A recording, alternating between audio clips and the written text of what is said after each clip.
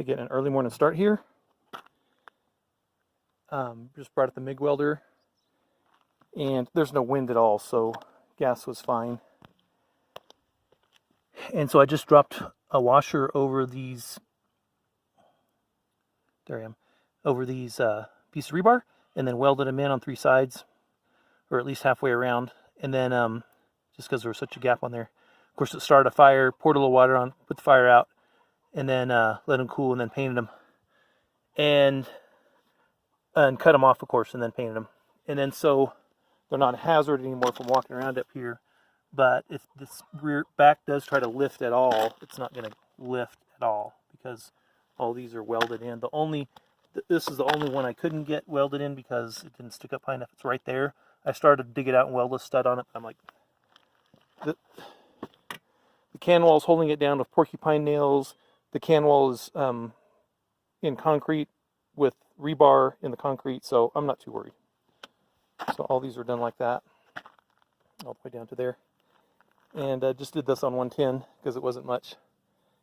And good. Now I've got these middle boards off. Now I'm going to get my plastic up here, go ahead and spread it out, cut it, go ahead and cut it, and then we'll cut it along this back edge as well. I'll probably leave some overhang right here for now.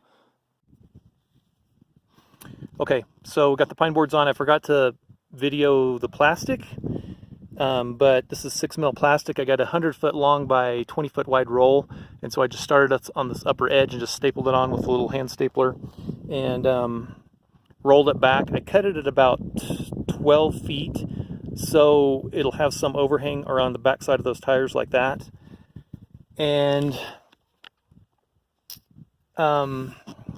And then this insulation board, so I went back and forth. I was going to build a frame 2 inches tall, just like this. Put a 2-inch piece along the top of all the vigas, and then put this insulation in between. And after watching one of the off-grid build videos in Taos, the guy puts like 4 layers of this stuff right here, stacks it on top of each other, and just that's what he does for the whole roof. And then he puts 12-inch screws through boards that are on top. So boards, 8 inches of insulation, or maybe more. I can't remember. It was at least 4, maybe 5, and then very long screws into his vigas. So I'm going to do the same thing. This is not good. I mean, this stuff is super strong. When you push on it, you can walk on it, and it doesn't crush or crumble. It does on the edges if you push on the edges, or if you put something real, like when I screwed some of those screws in, you can see where it fractured right there. I got a little carried away. But this is one layer. I'm going to put my 1/2-inch plywood on top of this, and that'll be screwed down with screws in several places all along the vigas. And so I think that'll be plenty. And then I'll be able to put my tar paper on. It's going to save me lumber. It's going to save me a lot of time. I was going to have to rip all these 2x6s down to 2-inch boards, and then pre-drill them and screw them all in, and then cut all these pieces and put them all in. I just threw this down in like less than 10 minutes. I'm not kidding. This is done in 10 minutes.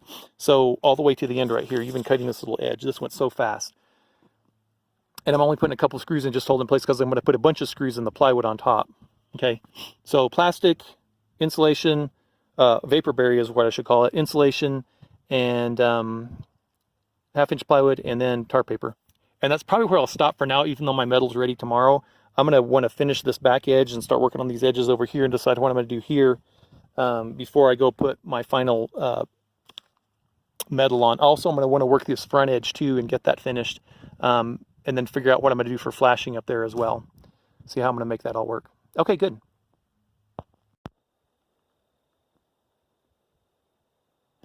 Okay, so got the decking on and all the way around.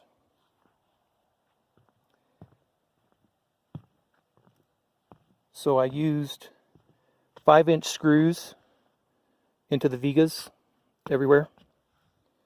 So there's at least 12 screws in each viga, going up and down, 12 5-inch screws. So we're going through 1/2-inch plywood, which is actually a little less than half. It's 30 seconds. And then we're going through 2 inches of foam, and then we're going through 3/4 inch of pine decking. So what is that add up to? 2 plus 3/4 plus another 1.5 inches.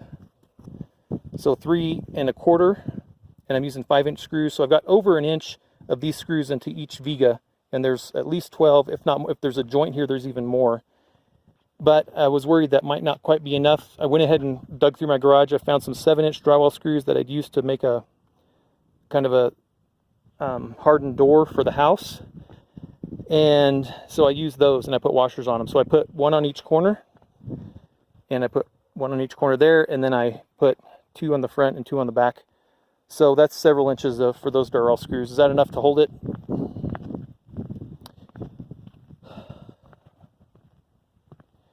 I mean, I think so. Once I get my metal on, the wind signature for the sides I'm more worried about than anything until I get those closed in. So, but once they're closed in, once I have metal over the sides, I'm not too worried about it coming up. So next step is going to be tar paper. I'm going to go ahead and start rolling tar paper across here. I don't have a ton of it, so I'm probably not going to get real far. I am going to go ahead and use some of those roofing nails. I don't have very many of them left from my last project, but I've got a few, so I'm going to use those along the edges, and then I'll use the 1-inch crown stapler, there it is, for the rest of the tar paper to hold it down.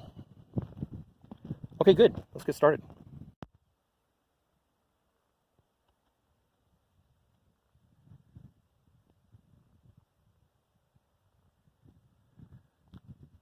All right. Little by little, it's coming together. So these lower screws that I put across here right above the windows was a little nerve-wracking. I'm 5'8", and so these were just barely in my reach to stand right here, lean up here, and put these last screws in. I couldn't reach them from the top. I could barely reach them from the bottom. But, and I guess that's a good reason to put your windows in last once you've done all this other stuff.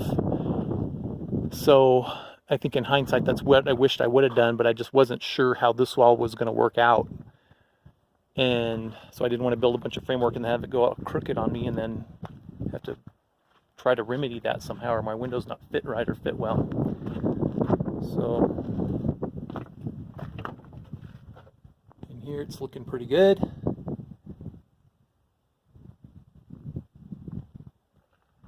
And so these pine boards I'm going to run along this edge as well, across here, and down to about where the windows are. Okay.